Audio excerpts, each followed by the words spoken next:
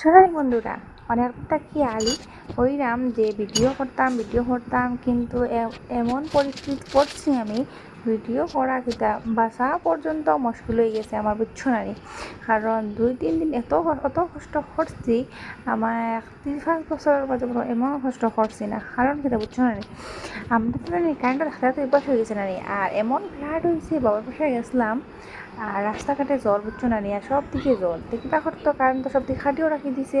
আর current যখন খাটিয়ে রাখিছে তো ইনভার্টার তো চার্জ হইতো না। যখন কারেন্ট থাকে তখন তো ইনভার্টার থাকে, আর ইনভার্টার তো চার্জ নাই।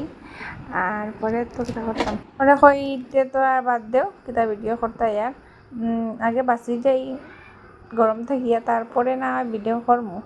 গরমটি বাঁচলে আর কি, কারণ এত গরম দিচ্ছে, মানে কারেন্ট না থাকলে বোঝায় জীবনটাই অন্ধকার হয়ে গেছে, এমন অবস্থা করছি আর কি। ওদিকে দেখো আমি আর কি লক্ষ্মী বোর মতো আর কি সিলাই টিলাই করলাম আর কি। কারণ সবসময় তো মোবাইল টিপাইলে তো কেউ বলা খাইতো না, শ্বশুরবাড়ির মানুষেও বলা খাইতো না। তাই ভাবলাম একটু সিলাই টিলাই করে তারা একটু দেখাই যে আমি সেলাইও জানি আর কি।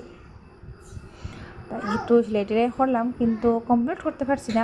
আর ভাল লাগছে না, কইছি নেও কালকে করমু। আর তারপরে গেলাম রান্না বসাইতাম।